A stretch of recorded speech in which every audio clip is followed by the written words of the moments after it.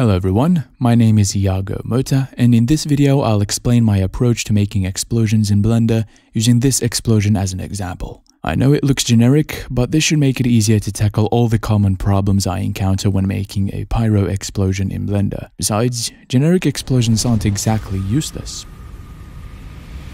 Firstly, make sure you have adequate references and that you have a relatively clear idea of what you're going for.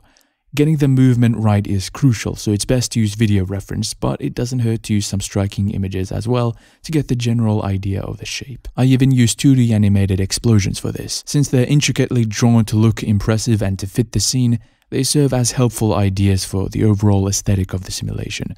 Just please forget the small details when you're looking at reference. Focusing on the general shape or movement is far more significant. Before we get started, I should probably talk about how much different types of emitters can influence this simulation. As a general rule of thumb, mesh emitters produce a cleaner simulation, but one that can be a little more difficult to control in the long run. Particle emitters can practically sculpt the simulation for you. However, they can cause the smoke to break up into many independent plumes, which can quite easily ruin the simulation. Another thing is the size of the emitter. I prefer smaller emitters because they just emit the smoke and let the simulation develop on its own for the most part. Now, there are cases where small emitters are just impossible, such as trails of smoke. And that's the tricky thing about emitters. It's very difficult to decide what they should be and how they should behave for a particular simulation. There's no universal answer for this, so be prepared to start the same scene over several times before you can figure out the proper emitter setup for what you're looking for. Anyway, let's get started. These are the references I'm currently following. I'm observing the movement of these two and the shape of this one for my explosion. I'm also paying attention to this simulation by Sabri Jalasi done in Houdini. Hopefully I pronounced his name right. That's just so that I have a clear view of how the smoke should behave. I chose to use a quickly moving mesh as the main emitter. Now you can definitely use particles for this kind of simulation as well. I just didn't want to spend much time trying to figure out the correct movement for the particles, so I went with a mesh instead. After quick smoking the sphere, I enabled the initial velocity and animated the surface and volume emissions just to get the very fundamental emitter behavior out of the way. It's not supposed to emit smoke continuously, it's just a rapid explosion. The fire doesn't just appear, it has momentum from the initial blast. To make it seem like there's a ground plane, I enabled border collisions on the bottom of the domain. I added fire because that's the kind of explosion I'm looking for. I increased fuel to 2, but there isn't really much logic behind that decision. I just want a lot of fire and a high temperature to facilitate the mushroom cloud shape. I'm basically blocking out the very central aspects of the simulation. A lot of the values I'm using at the moment are pretty arbitrary, mostly just based on a guess of what the simulation needs. So don't think I'm completely aware of how these values will influence the smoke. I'll come back to them when I feel like they really need to be changed. Going back to the emitter, I decided to add some shape to it, forcing the explosion to look more interesting than just a single plume. I'll come back to this emitter many times to adjust it to create just the right shape. This involves a lot of trial and error. There aren't instructions on getting an impressive explosion. You can follow some general guidelines, but it'll be difficult to escape the continuous testing of different movements and configurations for the emitter, different physics settings, etc. In fact, I'll just speed up the video even more here as not to waste time.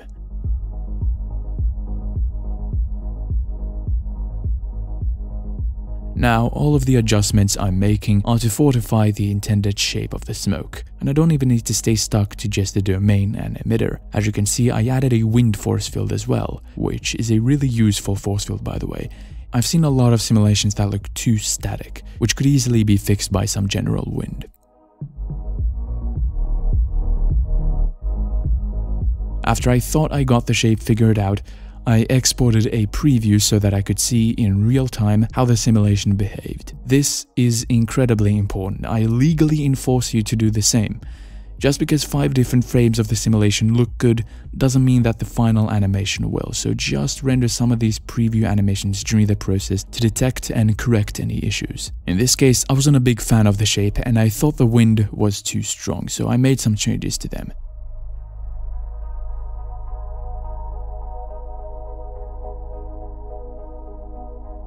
Here I felt like emphasizing the mushroom cloud movement by having the cloud expand at the top and converge at the bottom.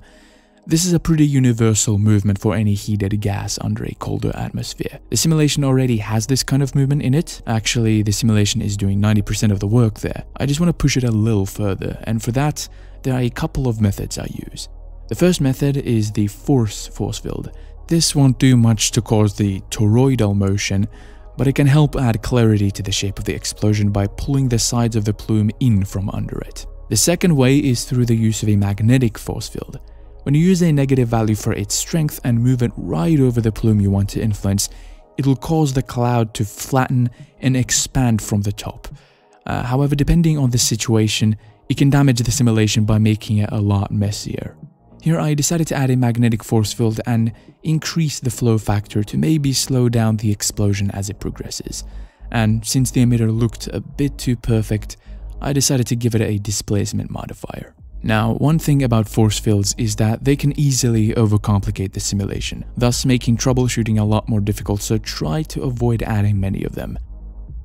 I did say there was a lot of back and forth, right? Well, the general shape still looks off, so I'll adjust the emitter again. And in addition to that, the smoke just looks like a couple of plumes rising. If we look at the references, it should be apparent that after the main mushroom cloud, there still is some residual smoke rising. For that purpose, I added a second emitter.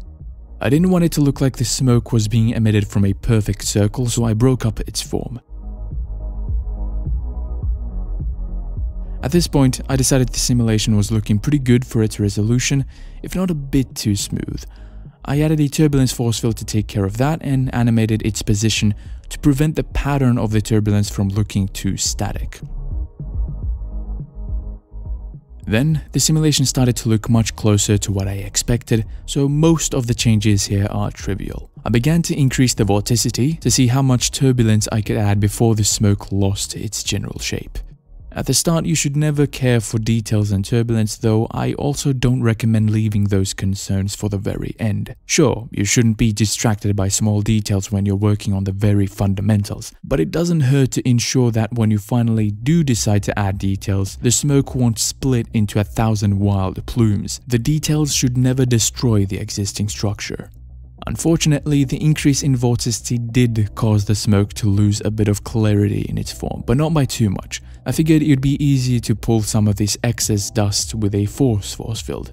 The problem with that is that by default it's an omnidirectional force field, which could cause the whole cloud to contract.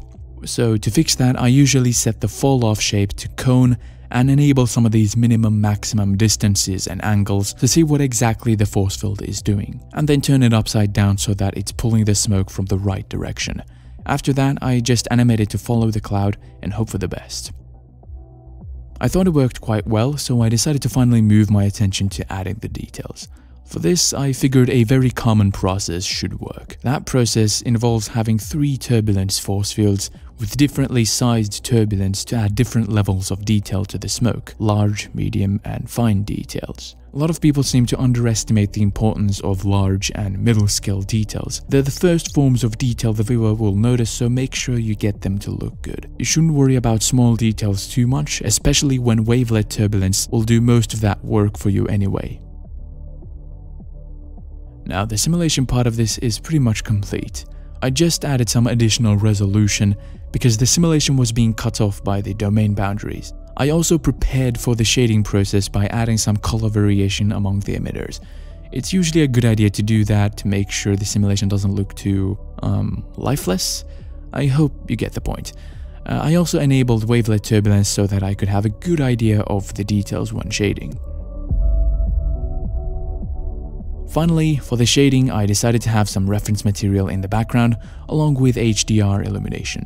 None of this is necessary, I'm just really bad at paying attention to the reference, so having it screaming at my face right behind the simulation should probably work.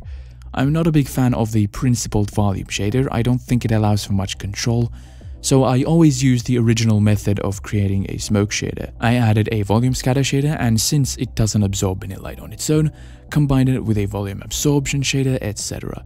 There's nothing particularly different here other than the brightness contrast node for the sharpness and the color ramp for me to manually edit the color of the smoke. I adjusted a couple of render settings to make the smoke render faster and to have it scatter the light. After everything was set up, it was all about bringing the color, density, and sharpness closer to the reference. There is some science behind the color of smoke, but it's not necessary to be completely accurate. For me, if it looks good, it is good. Just make sure it's close enough to the reference. Something that does harm the believability is incredibly sharp and dense smoke. The thing is, even a pyroclastic flow has a visible degree of softness to it. If you're having a difficult time capturing some of the smaller details, it might have more to do with the resolution than with how thick the smoke is.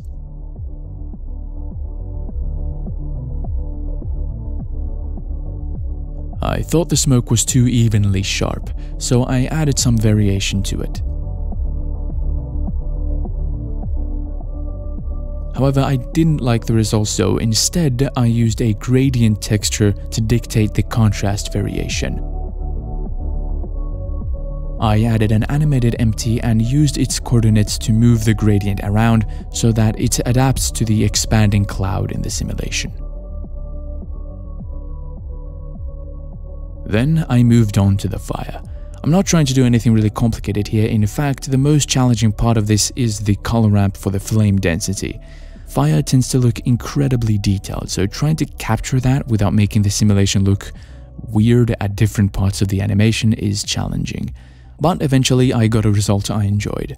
Another thing about fire is that it is bright, so it should scatter a lot of light through the scene, but increasing the volumetric light bounces can be a risky move for the render times. A good workaround is to have the fire appear a defined brightness for the viewer, but brighter to the smoke.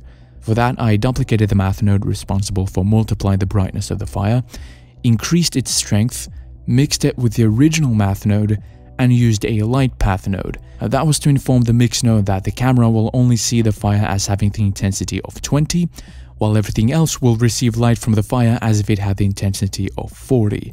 This should make it look like a lot of light is being scattered without making the fire incredibly bright for the camera. After all of this, I made several small adjustments and finished everything by baking the noise at a final resolution. So the simulation is complete, but one other problem you might run into is an unrealistic looking beginning. Often, while the smoke is still in initial frames, is still being emitted, it can look very unrealistic. In these cases, changing the smoke simulation by adding yet another emitter, for example, comes at the risk of completely changing the form of the smoke. Instead, I suggest you add another domain with its own emitter setup, intended only for the start of the explosion to look good.